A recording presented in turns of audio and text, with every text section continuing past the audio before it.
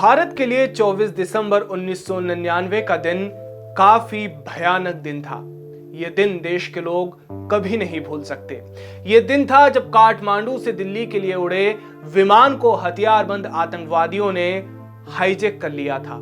इस plane hijack के बदले यात्रियों की जान बचाने के लिए भारत सरकार को 3 आतंकवादियों मसूद अजहर, उमर शेख और अहमद जरगर को छोड़ना पड़ा था।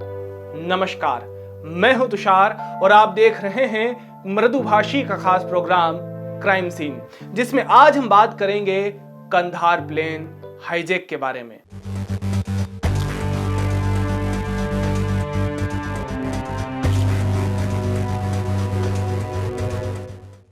इंडियन एयरलाइंस के विमान IC-814 ने काठमांडू स्थित त्रिभुवन अंतर्राष्ट्रीय हवाई अड्डे से दिल्ली के इंदिरा गांधी अंतर्राष्ट्रीय हवाई अड्डे के लिए उड़ान भरी।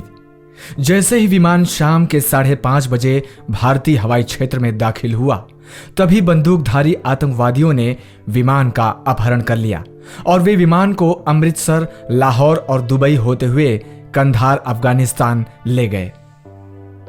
इंडियन एयरलाइंस के इस विमान में 176 यात्री और 15 क्रू मेंबर सवार थे। इस प्लेन हाईजैक के बदले यात्रियों की जान बचाने के लिए भारत सरकार ने 3 आतंकियों मसूद अजहर, उमर शेख और अहमद जरगर को छोड़ दिया। कंधार जाने से पहले विमान को संयुक्त अरब अमीरात यानी कि दुबई में उतारा गया था। तब अपहरणकर्ताओं ने 176 यात्रियों में से 27 को दुबई में छोड़ दिया था। विमान हाईजैक करने वाले आतंकियों ने खौफ पैदा करने के लिए हाईजैकिंग के कुछ ही घंटों में एक यात्री रूपन कात्याल को मार दिया था। 25 साल के रूपन कात्याल की हाल ही में शादी हुई थी और वह अपनी पत्नी के साथ हनीमून पर गए थे।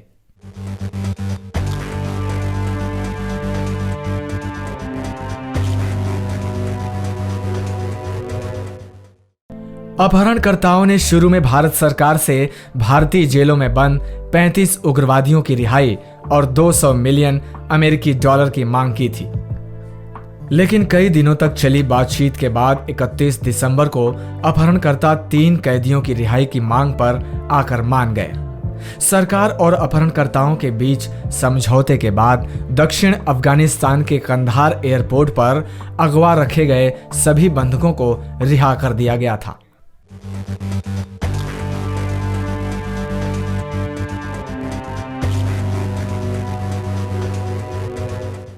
भारत सरकार और आतंकियों के बीच समझौता होते ही अफगानिस्तान की तालिबान सरकार ने उन्हें 10 घंटे के भीतर अफगानिस्तान छोड़ने का अल्टीमेटम दिया। शर्तों पर सहमति बनने के बाद ही आतंकी हथियारों के साथ विमान से उतरे और एयरपोर्ट पर इंतजार कर रही गाड़ियों में बैठकर तुरंत रवाना हो गए। बंधक संकट के दौरान भारत सरकार की मुश्किल भी बढ़ रही थी। मीडिया का दबाव था। बंधक यात्रियों के परिजन विरोध प्रदर्शन कर रहे थे।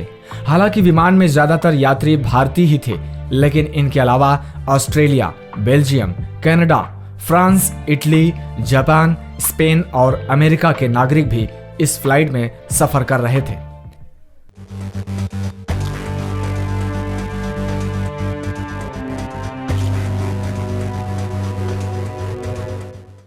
तत्कालीन एनडीए सरकार को यात्रियों की सुरक्षा सुनिश्चित करने के लिए 3 चरमपंथियों को कंधार ले जाकर रिहा करना पड़ा था।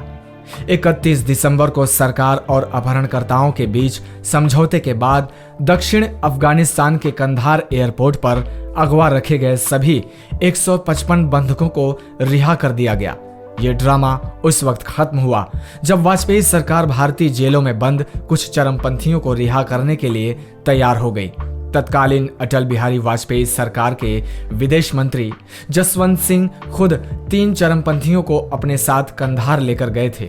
यह पहली बार हुआ जब अटल सरकार को आतंकवादियों के सामने झुकना पड़ा था। तो ये थी कंधार हाईजैक की कहानी। ऐसे ही क्राइम से जुड़े दिलचस्प किस्सों और कहानियों के लिए आप देखते रहिए मृदुभाषी का खास प्रोग्राम क्राइम सीन।